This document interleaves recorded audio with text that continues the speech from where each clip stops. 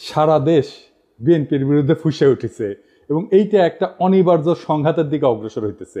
আমি গত পরশু একটা ভিডিওতে দেখাইছিলাম যে টিনের সালে কাউয়া তারেক জিয়া বলে মিছিল, দেখেন আর একবার।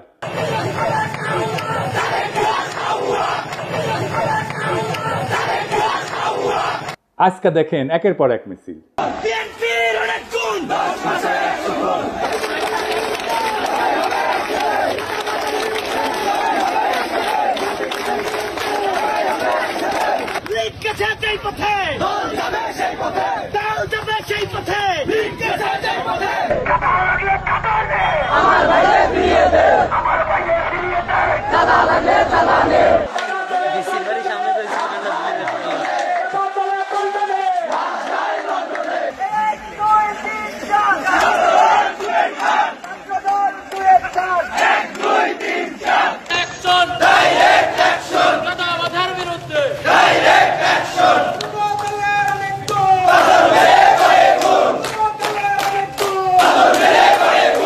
তারেক রহমান বলছেন অন্যায়কারী যেই হোক আমরা প্রশ্রয় দেব না।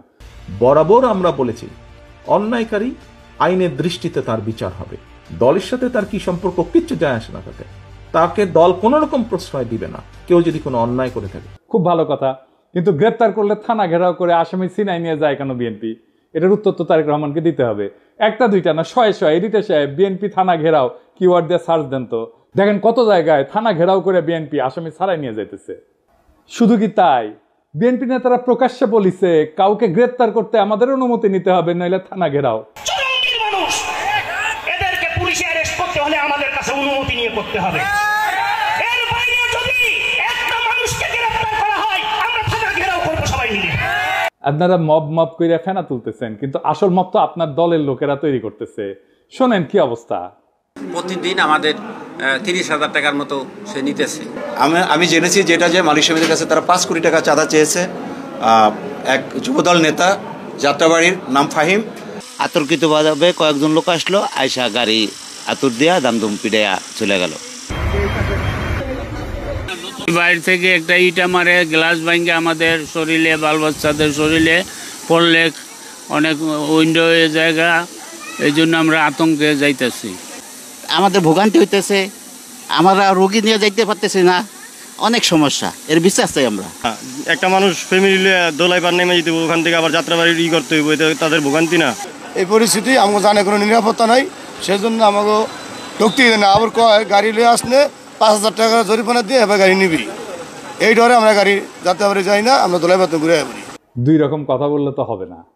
আপনারা তো আইন শৃঙ্খলা পরিস্থিতির অবনতি ঘটাইতেছেন, আপনার দলের লোকজনই ঘটাইতেছে। আপনারাই বলেন মব, আর এটা কি থানা ঘেরাও? এটা মব না? আপনার দলের নিজেদের ভিতরে মারামারিতে গত 6 মাসে 43 জন মারা গেছে। নিজের দলের ভেতরে মারামারি থামাইতে পারেন না, প্রফেসর ইউনূসকে দোষ দেন। আবার দেখেন বিএনপি অফিসে কে বা কারা ককটেল মারছে, এটা অতি জঘন্য কাজ হয়েছে, কিন্তু এর রিয়াকশন দেখেন।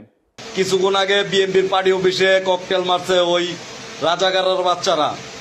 এই সরকারকে সাবধান করে দিতেছি, কয়ে দিলাম অতিরিক্ত বাড়াবাড়ি করলে সরকার আমরা বয়সি, সরকার নামাইতে 10 মিনিট সময় লাগবো না।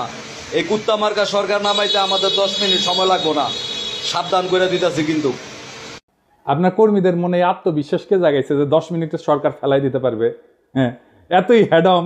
তা হাসিনার চোদনে বাংলাদেশের মানুষ 16 বছর ছিল কেন? এই সরকারকে বিএনপি বসাইছে। তো আপনারাই যদি বসাইছেন তাহলে আপনারা এই সরকারের ব্যর্থতার দায় নেন। বিএনপির কিছু কর্মীদের কথা আর কি বলবো, এরা মনে করে কাউরে গালাগালি করে আসলেই তার রাজনৈতিক কর্তব্য পালন করা হয়। রাজনীতি শিখাইতে পারেননি নিজের কর্মীদেরকে, কোনটা রাজনীতি কোনটা রাজনীতি না, রাজনীতি কেমনে করতে হয় সেটাও শিখাইতে পারেন নাই। আমি মাঝে মাঝে কমেন্টগুলো দেখি, আপনাদের দেখাই। এই ভিডিওটা আপনারা দেখেছেন না? তারেক রহমানের বিরুদ্ধে যত রকম অপপ্রচার আছে সেগুলো ডিবাঙ্ক করা হয়েছে, মানে সেগুলোর বিরুদ্ধে বলা হয়েছে এবং সেগুলো দেখানো হয়েছে যে এগুলো অপপ্রচার আমি করেছি। আমি সেখানে এসে বিএনপি কর্মী গালাইতেছে, সে ভিডিওটা দেখেই নাই, থাম্বনেল দেখিছে। ওরে কেউ বলছে বা নিজেই বুঝিছে পিনাকের ভিডিও যা যা বিএনপির বিরুদ্ধে আছে তার নিচে গালাগালি করে আসবে, খবরদার ভিডিও কলে দেখবে না, ভিডিও দেখলে পিনাকি ডলার পাবে। তোমরা ভিডিও দেখলে ওই এত বড় লোক হবি যে হাইগার ডলারে পাশা মুসবি ওই আইসা থামনেল দেখিছে আর কপি পেস্ট মারিছে। এইগুলো হইতেছে বিএনপির সমস্যা।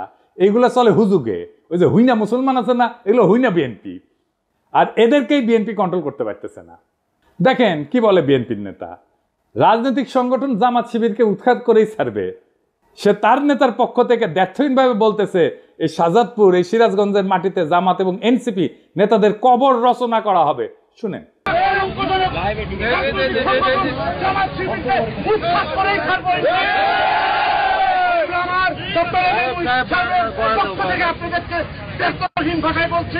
এই শাহজাদপুর, এই সিরাজগঞ্জ, বাংলার মাটিতে জামাত এবং এনসিপি নেতাদেরকে কবর রচনা করা হবে। এর নাম হইতেছে আমির হোসেন সবুজ, সাংগঠনিক সম্পাদক শাহজাদপুর উপজেলা বিএনপি। আবার দেখেন তারেক জিয়াকে নিয়ে সন্তান বন্ধ কথা বলছে, তাই ছাত্রদল নেতা সদল বলতে যায় বয়োবৃদ্ধ পিতাকে শাসাইতেছে। সকাল 10টা পর্যন্ত সময় বেঁধে দিচ্ছে, এর মধ্যে ক্ষমা না চাইলে যে জায়গায় পাই আমরা বিচার করবো বলে হুমকি দিচ্ছে। শুনেন, বাড়িতে থাকে না, আপনার মাস্টার মানুষ, আপনারা সম্পূর্ণ শ্রদ্ধা দিয়ে কইতেছি। হ্যাঁ, এই যে আপনার মাস্টার, আপনি মাস্টার, আপনার ছেলে তারেক রহমানের গালিগালাজ করে, তারেক রহমানের এই ছেলে, এটা কাকা আমি আপনাদের বলবো। আচ্ছা কাকা, আপনি 80 সালে বিএনপি করেন, আমার বাবা আওয়ামী লীগ করতো, সমস্যা নাই, কিন্তু তারেক রহমানের নামে যে এই ধরনের কথাবার্তা গুলো লেয়, তখন আমরা তো মনে করেন যে আলানবীর করে তারেক রহমানের মানি, বাপদা যাচ্ছে বেশি মানি। এমন বিষয়টা হয়েছে গিয়া উনি তো কোনো অপরাধ করে নাই, ওনারা এই যে গালিগালাজ করেছে মনে হয়। আমি একটা কথা শুনেন, আপনার ছেলেরে ফোন দা কইবেন যে সুলতানের রায় ছিল কালকে সকাল 10টার মধ্যে তার টাইম, কালকে 10টার মধ্যে হ্যাঁ যাতে ফেসবুকে যেটা লেখছে এটাতে কয় যে ভুল করছে, ভুল স্বীকার করে কাকা। যদি ভুল স্বীকার না করে এর বিচার কিন্তু আমরা মনে করেন যেই জায়গায় পাই আমরা বিচার করে দিব কাকা, যদি আমরা ব্যর্থ হন কাকা। আর বৃদ্ধ পিতা হাত জোর করে ভয়ে কাঁদতে শুরু করছে, বারবার বলতেছে সন্তান ক্ষমা চাইবে। যে নেতায় কাণ্ড ঘটেছে সে বারবার বলছে যে সে এর কারণে সে বহিষ্কার হইতে পারে, কিন্তু এতে তার কিছু যায় আসে না, কারণ জানে বহিষ্কার হইলে তার দল বহিষ্কার প্রত্যাহার করবে আমাদের অগোচরে। এটা সময়ের ব্যাপার, বহিষ্কার কাগজের ব্যাপার। এইবার শুনেন, এটা আমি লাইভে আছি কাকা, একদম মনে করেন যে সারা বাংলাদেশে দেখতেছে আমার নেতা একটা মানুষ দেখতে পারে, আমার বহিষ্কার করতে পারে, আমার কোনো আপত্তি নাই। যাই হোক, বিএনপি মানে শুধু এরা না, এর বাইরেও বিএনপি আছে, আর তারাই মেজরিটি, যারা সত্যিকার অর্থে শহীদ জিয়ার আদর্শ আর খালেদা জিয়ার উত্তরাধিকার বহন করতে চায়। তাদের অনেকেই আমাকে গত ভিডিওর পরে ফোন দিছে, বিএনপির নানা পর্যায়ের নেতাকর্মীরা। অনেকে বলছে যে ভাই দিন শেষে আপনি ইলিয়াস আর কনক মিলা বিএনপির ড্যামেজ কন্ট্রোল করলেন। এখন অনেক পোস্টে হোস্টাইল রিয়াকশন কমেন্ট অনেক কমছে। অনেকে বলছে যে কাজটা ভালো করেন নাই, বিএনপিকে রক্ষা করতে যাইয়া। আমি আসলে বিএনপিকে রক্ষা করতে যাই নাই, দেশের স্বাধীনতা সার্বভৌমত্ব রক্ষা করতে গেছি। আর বিএনপির ভুলগুলো ধরায় দেওয়া থেকে আমি সইরে আসি নাই। এখন কইবেন বিএনপিকে রক্ষা করলে বাংলাদেশের স্বাধীনতা সার্বভৌমত্ব, দেশের স্বাধীনতা সার্বভৌমত্ব কেমনে রক্ষা হয়? আসেন এটা না বুঝে দেখি বিএনপির সাথে স্বাধীনতা সার্বভৌমত্ব কেন যুক্ত। একটা আধুনিক রাষ্ট্রের স্বাধীনতা সার্বভৌমত্ব কেবলমাত্র তার ভূখণ্ড বা আন্তর্জাতিক স্বীকৃতির উপর নির্ভর করে না, বরং সেটা গঠিত হয়, তৈরি করতে হয় রাষ্ট্রের জনগণ, প্রতিষ্ঠান এবং রাজনৈতিক পরিকাঠামোর সমন্বয়। তিনটে জিনিস, জনগণ, প্রতিষ্ঠান এবং রাজনৈতিক পরিকাঠামোর সমন্বয়। এই কাঠামোর কেন্দ্রে অবস্থান করে রাজনৈতিক দলগুলো। রাজনৈতিক দল কেবল রাষ্ট্র ক্ষমতার প্রতিযোগী না, তারা রাষ্ট্রীয় কর্তৃত্বের সামাজিক অনুমোদনের ধারক, জন অভিপ্রায় প্রকাশের মাধ্যম এবং রাজনৈতিক স্থিতিশীলতার একটা মৌলিক স্তম্ভ। যখন একটা দেশের রাজনৈতিক দলসমূহ ধ্বংস হইয়া যায় বা তাদের কার্যকারিতা ভেঙে পড়ে, তখন সেই রাষ্ট্রের আন্তঃপ্রাতিষ্ঠানিক ভারসাম্য, জনভিত্তিক শাসন এবং কূটনৈতিক অবস্থান দুর্বল হয়ে যায়, যা সরাসরি স্বাধীনতা সার্বভৌমত্বের উপরে আঘাত আনে। কি জটিল লাগতেছে? আরো পরিষ্কার করে বুঝে দেখবো, আসেন বুঝে দেখি। রাজনৈতিক দল কিভাবে গণ অনুমোদনের একটা সাংগঠনিক রূপ। রাজনৈতিক দলগুলো একটা দেশের জনমতের প্রাতিষ্ঠানিক কণ্ঠ। দলীয় রাজনীতির মাধ্যমেই জনগণ রাষ্ট্র ক্ষমতায় অংশ নেয়। দল ধ্বংস হইলে বা নিষ্ক্রিয় হইলে রাষ্ট্রে জনসমর্থনের ভিত্তি দুর্বল হয়ে পড়ে, ফলে শাসন এবং সার্বভৌম কর্তৃত্বের বৈধতা প্রশ্নবিদ্ধ হয়। রাজনৈতিক দলগুলোর মাধ্যমে তৈরি হয় নীতি নির্ধারণের ধারাবাহিকতা এবং বিকল্প। স্বাধীনতা এবং সার্বভৌমত্ব রক্ষা করে দুইটা জিনিস, কূটনীতি আর নিরাপত্তা নীতি। এটা ধারাবাহিকতা এবং বিকল্প চিন্তা রাজনৈতিক দলগুলোর মধ্যে বিকশিত হয়। দলের অনুপস্থিতিতে এক কেন্দ্রিক নীতি নির্ধারণ শুরু হয়। যেই নীতিতে পাবলিক সাপোর্ট নাই সেই নীতি দীর্ঘমেয়াদে টেকে না। এই এক কেন্দ্রিক নীতি নির্ধারণটা কেমন একটু দেখিয়ে আসেন। আমি একটা এক্সাম্পল দিয়ে বুঝি। ভারত বাংলাদেশের রাজনৈতিক এবং অর্থনৈতিক স্বার্থ এক, এটাই ছিল হাসিনার কূটনীতিক স্ট্যান্ড, এটা এককেন্দ্রিক নীতি। ওই যে আলগা মোমেন বলছিল না, ভারতের উন্নয়ন আমাদের উন্নয়ন, ভারতের বিজয় মানে আমাদের বিজয়। শুনেন, আমাদের বিজয় ভারতের বিজয়, বুঝছেন? আমাদের উন্নয়ন ভারতের উন্নয়ন, ভারতের উন্নয়ন আমাদের উন্নয়ন। এই কূটনীতিক স্ট্যান্ড তো টিকে নাই। এটা হইতেছে এককেন্দ্রিক নীতি নির্ধারণ। আমাদের সব সম্পর্ক সব নতুন করে করতে হইতেছে না, আগে ইন্ডিয়ার মাধ্যমে হাসিনা রাজনৈতিক সম্পর্ক তৈরি করতে, এবং এই কারণে আমাদের প্রতিষ্ঠানগুলো দুর্বল হয়েছে, আমাদের ব্যুরোক্রেসি দুর্বল হয়েছে, আমাদের কূটনীতি দুর্বল হয়েছে, আমাদের ডিপ্লোমেসি দুর্বল হয়েছে। রাজনীতি প্রাতিষ্ঠানিক ভারসাম্য রক্ষায় কি ভূমিকা রাখে? সুস্থ রাজনৈতিক দলগুলা নির্বাহী, আইন প্রণয়ন এবং বিচার বিভাগের ভারসাম্য রক্ষায় সহায়ক হয়। দলগুলোর অনুপস্থিতিতে রাষ্ট্রযন্ত্রের অঙ্গগুলোর মধ্যে ক্ষমতার ভারসাম্য নষ্ট হয়। এর জন্যই কর্তৃত্ববাদী প্রবণতা তৈরি হয়, যেমন যেটা হয়েছিল হাসিনার আমলে, এবং এর ফলে বৈদেশিক হস্তক্ষেপের পথ উন্মুক্ত করে। আমি কয়েকটা প্র্যাকটিক্যাল উদাহরণ দিয়ে বুঝাই দিতেছি। ইরাক 2003 সালের পর থেকে বর্তমান পর্যন্ত ইরাকে কিন্তু একটা রাজনৈতিক দল ধ্বংস হয়ে গেছে। কোন পার্টি? সেটা বাথ পার্টি। এটা পতনের পর যে রাজনৈতিক শূন্যতা তৈরি হয়েছে, পশ্চিমা শক্তি নির্বাচন ব্যবস্থা চাপাই দিল, নিরাপত্তাহীনতা এবং জাতিগত বিভাজন রাষ্ট্রের ভিতরে সার্বভৌমত্ব কর্তৃত্বকে দুর্বল করে দিচ্ছে, আর রাষ্ট্র হিসেবে দাঁড়াইতে পারতেছে না ইরাক। জাস্ট বাথ পার্টি নাই জন্য, যত খারাপ পার্টি হোক। লিবিয়া গাদ্দাফি শাসনের পরে যে রাজনৈতিক শূন্যতা তৈরি হয়েছে, গাদ্দাফির যে পলিটিক্স ছিল সেই পলিটিক্সটাকে পূরণ করতে পারে নাই। তাই দেশটাতে মিলেশিয়া, বিদেশি হস্তক্ষেপ প্রধান নিয়ন্ত্রক শক্তি হয়ে উঠছে। রাষ্ট্রের সার্বভৌমত্ব আজও পুনঃপ্রতিষ্ঠিত হয়নি। আবার দেখে আফগানিস্তানে মার্কিন দখলদারির সময় তারা তো সাহায্য দিয়েছে প্রচুর, নানা ধরনের কনসালটেন্সি দিয়েছে, মেলা মানুষকে শাসন ক্ষমতায় বসাইছে, নানা শক্তিকে ক্ষমতায় বসাইছে, কিন্তু দেশটা শান্ত হয় নাই, দেশের প্রগতিও হয় নাই, কারণ রাজনৈতিক শূন্যতা ছিল। রাজনৈতিক শূন্যতা থাকলে সেই দেশ যে আগায় না, তালেবান পূর্ব আফগানিস্তান তার প্রমাণ। এখন আগাইতেছে না, এখন আগাইতেছে। কেন আগাইতেছে? কারণ এখানে পলিটিক্যাল ভ্যাকুয়ামটা নাই, আর পূরণ হয়ে গেছে। এটা নিয়ে একাডেমিক অনেক আলাপ আছে, আসেন সেই আলাপগুলো একটু এক এক করে দেখি। গামসির একটা হেজিমনির ধারণা আছে, আমি অনেকগুলো এপিসোডে এটা বলছি। মানে দলগুলা জনগণের মত এবং রাষ্ট্রীয় শক্তির মাঝে সাংস্কৃতিক এবং রাজনৈতিক সেতু বন্ধন তৈরি করে। দল ধ্বংস হইলে এই হেজিমনিক বা কর্তৃত্বের যে ব্লক, এটা ভেঙে পড়ে। ফলে বিদেশি শক্তি এবং স্থানীয় সুবিধাভোগীরা নতুন করে ক্ষমতা নির্মাণে নেমে পড়ে, যেটা হয়েছে আজকে। হান্না আরেন্ডের পাওয়ার ভার্সেস ভায়োলেন্স বলে একটা তত্ত্ব আছে। ওখানে উনি বলছেন যে রাজনৈতিক দলের অনুপস্থিতিতে রাষ্ট্র জন্ম নেয় সহিংসতা নির্ভর প্রশাসনিক ব্যবস্থা, যার উপরে জনগণের কোনো কর্তৃত্ব থাকে না। এতে সার্বভৌমত্ব কেবল প্রতীকী থাকে, কার্যকর থাকে না। আর একজন দার্শনিক আছে ম্যাক্স ভেবার, এটা ওয়েবার বলে অনেকে, এটা উচ্চারণ আসলে ভেবার। তার একটা লেজিটিমেসি এবং অথরিটি বা কর্তৃত্বের বৈধতার তত্ত্ব আছে। উনি বলছিলেন যে একটা রাষ্ট্র কেন চলতে পারে, কেন মানুষ শাসকের কথা মেনে চলে, সেটা বোঝার জন্য আমাদের দেখতে হবে কর্তৃত্বের বৈধতা কোথায় থেকে আসে। উনি বলছেন যে 3 ধরনের শাসন থেকে কর্তৃত্বের বৈধতা আসে। একটা হচ্ছে ন্যাশনাল লিগ্যাল অথরিটি, বৈধ বা আইন ভিত্তিক কর্তৃত্ব, মানে যখন শাসকেরা নিয়ম করে নির্বাচিত হয়, সংবিধান আইন প্রতিষ্ঠা করে, প্রণয়ন করে, প্রতিষ্ঠানের মাধ্যমে রাষ্ট্র চলে। এই রাজনৈতিক দলগুলো এই ধরনের কর্তৃত্বের মূল মাধ্যম, কারণ দল নিয়ে নিয়ম মেনে প্রতিযোগিতা করে ক্ষমতায় আসা যায়। 2 নম্বর হইতেছে ক্যারিসমেটিক অথরিটি বা ব্যক্তিগত আকর্ষণে চালিত শাসন। কেউ হয়তো অত্যন্ত জনপ্রিয়, আবেগী বক্তা বা যুদ্ধনেতা, তাকে মানুষ অনুসরণ করে, তিনি নিয়ম বা আইনের চেয়েও ব্যক্তিত্ব দিয়ে রাষ্ট্র চালান। যেমন হইতেছে হিটলার, মোদি, গাদ্দাফি, এমনকি হাসিনাও, মুজিবও, মানে সোহরাওয়ার্দীর বডিগার্ড। 3 নাম্বার ট্র্যাডিশনাল অথরিটি বা ঐতিহ্যগত কর্তৃত্ব, মানে আমাদের পূর্বপুরুষরা মানত, ওরাই সবসময় চালায়, আমিও মানি, এই ধরনের আর কি। এটা রাজতন্ত্রে চলে, জমিদারি সামন্তবাদী শাসনে চলে। তাই ম্যাক্স ভেবার বলছে যখন রাজনৈতিক দল থাকে তখন রেশনাল লিগ্যাল কাঠামোতে চলে, নিয়ম আইনে প্রক্রিয়া, কিন্তু দল ভেঙে গেলে সেই জায়গাটা ব্যক্তির মোহ বা ক্যারিশমা অথবা ঐতিহ্যের দাবিদারি, যে ট্র্যাডিশনাল পাওয়ার, এটা নিয়ে নেয়। এতে শাসন অস্থিতিশীল হয়ে পড়ে, কারণ ব্যক্তি যদি মরে যায় বা জনপ্রিয়তা হারায় তখন শাসনের ভিত্তিও ভেঙে পড়ে। শাতাল মুফ ওনার নাম, আসলে এটা ওনার একটা তত্ত্ব আছে অ্যাগনস্টিক ডেমোক্রেসি। উনি আমার খুব প্রিয় চিন্তক। ওনার নাম আমাদের দেশে কত পরিচিত না, আসেন আগে দেখি উনি কে। শাতাল মুফ একজন প্রভাবশালী বেলজিয়ান রাজনৈতিক তাত্ত্বিক, যিনি মূলত গণতন্ত্র, রাজনৈতিক দ্বন্দ্ব এবং হেজিমনি, মানে যেটা গ্রামসির তত্ত্ব, আগে প্রথমে বলছি কর্তৃত্ব, রাজনৈতিক কর্তৃত্ব, এই বিষয়ক চিন্তার জন্য খ্যাত। তিনি আধুনিক র্যাডিক্যাল গণতন্ত্রের অন্যতম প্রবক্তা। তার কাজের মূল বিষয়বস্তুর একটা হইতেছে অ্যাগনস্টিক প্লুরালিজম বা বিরুদ্ধতাপূর্ণ বহুত্ববাদ। তো শাতাল মুফ মনে করে যে গণতন্ত্র মানে মতভেদের অবসান না, কিন্তু বরং গঠনমূলক দ্বন্দ্বের স্বীকৃতি। দেখেন বিএনপির মধ্যে মনে করে যে আমি যদি সমালোচনা করি আমি শত্রু, মানে তার সমালোচনা করাই যাবে না, সমালোচনা করলেই শত্রু, এবং ওইটা না করলে ঐক্য নাই। এই গণতন্ত্রই বোঝে না, ডেমোক্রেসির আধুনিক ধারণাগুলো এদের মাথার মধ্যে নাই একেবারে। রাজনীতি মানে ঐক্য না, বিরোধ রাজনীতি। আমরা একে অপরকে শত্রু হিসেবে না দেখে বিরোধী বা অ্যাডভার্সারি হিসেবে মানলে গণতন্ত্র টিকে থাকে।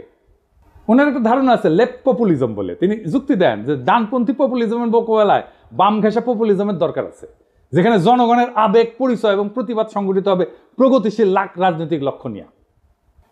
তো ওই যে শতালমুখ বলতেছে যে গণতন্ত্র মানে সবাই একমত তা না, সবাই মিলে ঐক্য তা না, বরং গণতন্ত্র মানে হচ্ছে নিয়ন্ত্রিত নিয়মতান্ত্রিক মতবিরোধ এবং বিরোধিতা এসে থাকবে, তবুও সবাই খেলবে একই নিয়মে।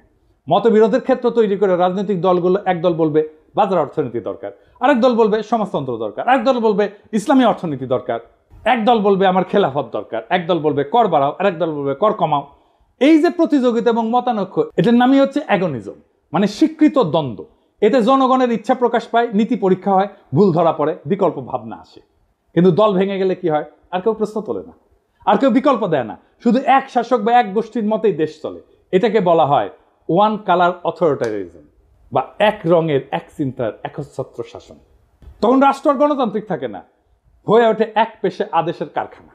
তাই রাজনৈতিক দল ধ্বংস হওয়া মানে কেবল একটা সংস্থা বিলুপ্ত হওয়া না, এটা রাষ্ট্রের গণতান্ত্রিক কাঠামোর অন্তঃসার শূন্য হয়ে যাওয়া, জনগণের প্রতিনিধির কণ্ঠ নিঃশেষ হয়ে যাওয়া এবং রাষ্ট্রীয় পরিসরে শূন্যতার সৃষ্টি হওয়া, যা বিদেশি শক্তি স্থানীয় শোষক শ্রেণীর হাতে রাষ্ট্রীয় নিয়ন্ত্রণের রাস্তা উন্মুক্ত করে দেয়। তাই স্বাধীনতা, সার্বভৌমত্ব রক্ষায় রাজনৈতিক দলের বহুত্ব, কার্যকারিতা এবং গণভিত্তি অপরিহার্য।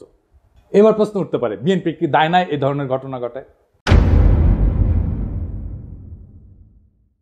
অবশ্যই আছে। বিএনপি বলতেছে তার দলের এই বেপরোয়া লোকদের ঠেকানোর জন্য রাষ্ট্র ক্ষমতায় যাওয়া দরকার। অদ্ভুত কথা, এই তত্ত্ব দিতেছে বিএনপির লোকেরা। বিএনপি কিন্তু এই কাজ করতে গিয়ে জন্ম দিয়েছিল র্যাব, নিজের দলের গুন্ডাদের সামলাইতে পারতেছিল না, তাই র্যাব বানাইছিল। বিএনপির এইসব সোকল্ড ইন্টেলেকচুয়াল ইনফ্লুয়েন্সারদের সাথে কথা বলতে যাওয়াটা একটা যন্ত্রণা। খোদা তাআলা আমার এমনই কপাল দিচ্ছে যে নিরেট মূর্খ প্রফেশনালি আনসাকসেসফুল লোকগুলার রেফারেন্স দিতে হয়, একেবারে মূর্খ, কিছু জানে না। ইলিয়াস আমার উপরে খুব খেপা, এই জন্য খুব চেতিছে। ইলিয়াস কয় দাদা আপনি এইগুলারে কেন মেনশন দেন, ওদের জীবনের সবচেয়ে বড় পাওয়া পায়ে গেছে, কিন্তু এইগুলো গুরুত্বপূর্ণ, কারণ এরা যে কি মাল সেটা বিএনপির কর্মীদের বোঝা দরকার। তো কারণ বিএনপির কর্মীরা তো ওদের দিকে তাকায় থাকে, ওরা কি লেখে দেখে এবং সেটা অনুযায়ী কাজ করে। তো বিএনপির কর্মীরা বুঝবে না যে সে কাকে ফলো করতেছে, তাকে কে ইনফ্লুয়েন্স করতেছে সেটা দেখবে না, দেখার দরকার আছে তো ইলিয়াস। তাও আসেন আমি বিএনপি ওয়ালাদের দেখাই, দেখানো দরকার। এটা আমি এইভাবে সব কয়টার বিএনপির অনলাইন কুতুবদের দেখাবো। একটা মানুষ দুনিয়ার জন্য কতটা ইউজফুল এটা বোঝার জন্য আপনি দেখবেন তারে কেউ রিক্রুট করছে কিনা, তাকে কেউ চাকরি দিচ্ছে কিনা, তারে কেউ বেতন দিয়া পালে কিনা, সে কি কাজ করে, কি কাজ করে খায়, পেট চালায় কি করে, তার সাথে প্রফেশনালি কে কানেক্টেড, এটা পাবেন আপনি লিঙ্কডইনে। আমি নিজেও একটা ঠাপ খায় এটা শিখেছি করলে। আমার কাছে দাবি করেছিল একজন পিএইচডি আর ইউনিভার্সিটির টিচার, তো ওই লিঙ্কডইনে গেলে কলে আমি বুঝবার পারলাম যে ওই ক্যাঙ্কা পিএইচডি আর ক্যাঙ্কা ইউনিভার্সিটির টিচার। তো বিএনপির এই অনলাইন কুতুব লোকে বলে বিরিয়ানি আলম, কারণ বিরিয়ানির দোকান থেকে টেকা নেয়, সে দাবি করে সে মার্কেটিং করে দিছে তাই টেকা নিছে, ফেয়ার এনাফ। কিন্তু কামটা করে কি, যে এটা কি কোথায় রিক্রুট করে, ওটি আছে, হ্যাঁ, একটা কনস্ট্রাকশন সার্ভিস দেয়, এরকম কোম্পানিতে কাজ করে। কি কনস্ট্রাকশন সার্ভিস দেয় সেটা হইতেছে সে কোম্পানির নির্মাণ সামগ্রী পরীক্ষা করে, যেমন কংক্রিট, অ্যাসফল্ট, মাটি, এগুলো গুণগত মান নিশ্চিত করে। আর কি এই অগ্রগতি পর্যালোচনা করে, প্রজেক্টের অগ্রগতি পর্যালোচনা করে, নির্মাণের বিভিন্ন পর্যায়ের নিরাপত্তার দিক যেমন কোড ফলো করতেছে কিনা এগুলো খুঁটিনাটি পরীক্ষা করে দেখে। তো এই কোম্পানির ব্র্যান্ড মার্কেটিং কনসালটেন্ট নিজেই দাবি করেছে যে ওই ব্র্যান্ড মার্কেটিং কি বুঝে, বানান করতে পারবে, ঢাকা ইউনিভার্সিটির সাংবাদিকতায় পরে মার্কেটিং শিখে গেছে, বাবা বড় তালে বড় এসে গেছে। আচ্ছা কাজ করে কি, ওই লিখিছে ও ফটো তুলে ভিডিও বানায়, উরে বাবা কোম্পানির প্রোগ্রামে, এটা হইতেছে ওর কাজ। কোম্পানির ওয়েবসাইট তৈরি করেছে, লোক পাই নাই ওরা দিয়ে তৈরি করাইছে। কোম্পানির আইটি সাপোর্ট দেয়, অ্যাডমিন সাপোর্ট দেয়, জিমেল সুইট দেয়া মেল ম্যানেজমেন্ট করে। এর মধ্যে ব্র্যান্ড মার্কেটিং কোনটা বলেন তো? আপনারা তো মার্কেটিংয়ে অনেকেই পড়াশোনা করেছেন, বলেন তো কোনটা? আচ্ছা সবচেয়ে বড় কাজ যেটা করে সেটাই কিন্তু কই নাই, গুগল ড্রাইভে কোম্পানির গুরুত্বপূর্ণ ফাইল আপ করে।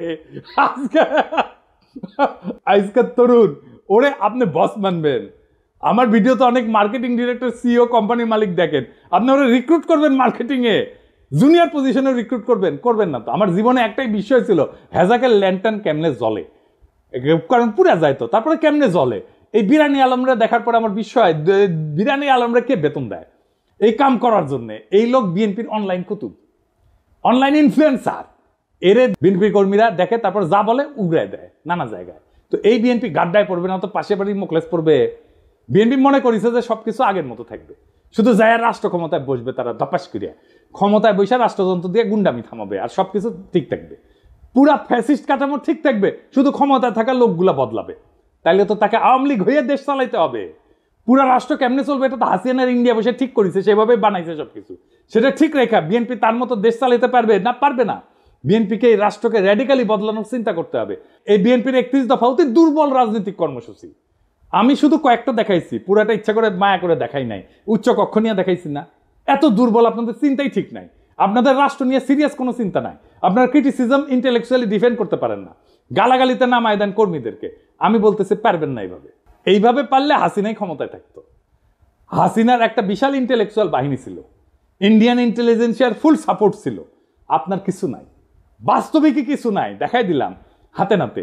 আপনাদের রাষ্ট্রচিন্তকদের আমার সাথে ডিবেটে বসায় দিয়েন, 5 মিনিটে রণে ভঙ্গে দিবে, টিকতেই পারবে না কোনো আলোচনায়।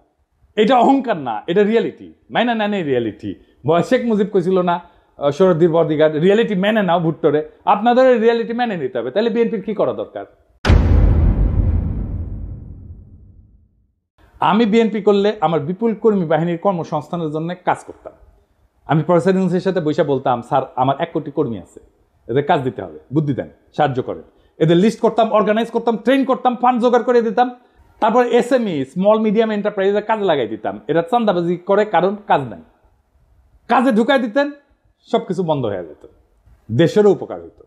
আমি মনে করি এমনকি তারেক রহমানের একটা ফুল টাইম জব থাকা উচিত, উপার্জনের উপায় থাকা উচিত। ব্যবসা না চাকরি। চাকরির অভিজ্ঞতা ছাড়া আপনি পৃথিবীতে আপনার ইউজফুলনেস প্রতিষ্ঠা করতে পারবেন না। উনি যখন রাষ্ট্র ক্ষমতায় যাবেন তখন সেটা বাদ দিবেন। মানুষ যদি দেখে উনি কিছু করেন না, তাহলে রাজনীতি করেন, তাহলে মনে হবে যে আমিও রাজনীতি করব, কিছুই করব না। এবং মানুষ কি মনে করে আসলে আপনাদেরকে, পলিটিশিয়ানদেরকে মনে করে আপনারা চান্দা দিয়ে চলেন। এটা আমার কথা না, একদম জনগণের কথা। আমি দেখাই দিতেছি, শুনেন, দেখেন কি বলে। একটাও কাম করে খায় না, চাঁদা উড়ে খায়। ছোট নেতা চাঁদা উড়ায়, বড় নেতা মালিক হয়ে যায়। সব নেতা চলে চাঁদার টাকা দিয়া। কোন নেতা কাম করে কইতে হবে যে আমি কাম করি না ভাই? সব নেতারা খায় চাঁদার টাকা। চাঁদার টাকা খাইয়া সব নেতার সংসার চলে। আর বাচ্চা কাছে পড়ালেখা করে চাঁদার টাকা দিয়া। ওরা সংসারে যে মার্কেট করে, টাকা পয়সা দিয়ে মার্কেট করে, যে পানিটা কিনে খায় চাঁদার টাকা দিয়া। চাঁদার টাকা ছাড়া সংসার চলে না। ওরা চিকিৎসা করতে চায় বাইরে বিদেশে চিকিৎসা করতে চায় চাঁদার টাকা দিয়া। আপনি খোঁজ নিয়ে দেখেন, যত বড় নেতা হোক এই চাঁদার টাকা খাইয়া নেতামি করে। প্রত্যেকটা নেতা চাঁদার টাকা খায়, প্রত্যেকটা কর্মী চাঁদার টাকা খায়। কোন দলে চাঁদাবাজ থাকবো না বাংলাদেশে। চাঁদার টাকা খাইয়া এরা রাজনীতি করে। এখন চাঁদা বন্ধ হইলে রাজনীতি কেউ করবে না। চাঁদা বন্ধ হয়ে গেলে রাজনীতি কেউ করবে না। যে ধান্দা নাই না রাজনীতি করবো কেন? কাম করে খাই। চাঁদাবাজি আছে জড়িত, আপনি খোঁজ নিয়ে দেখেন ভালো মতন। দেখেছেন, রেসপেক্ট করে না তো পলিটিশিয়ানদেরকে। কেন করে না? কারণ আপনাদের মনে করে আপনারা চান্দা দিয়ে চলেন। বিএনপি এখন একটা সন্ধিক্ষণে দাঁড়ায় আছে। সামনে 2টা পথ, একটা আত্মধ্বংসের আর একটা নবজন্মের। আপনি যদি রাজনৈতিক দল হিসেবে জনগণের কাছে ফিরে আসতে চান, তাহলে এই মুহূর্তে আত্মসমালোচনা, কাঠামোগত সংস্কার এবং র্যাডিক্যাল চিন্তার সাহস দেখাইতে হবে। বিএনপি যদি ভাবে তার পুরানো কাছে ফিরে গিয়ে ক্ষমতা ফিরে আসবে, তার দিবা স্বপ্নের বেশি কিছু না।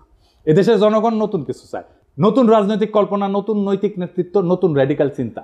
যারাই নতুন চিন্তাকে ধারণ করবে তারাই ভবিষ্যতের নেতৃত্ব দেবে।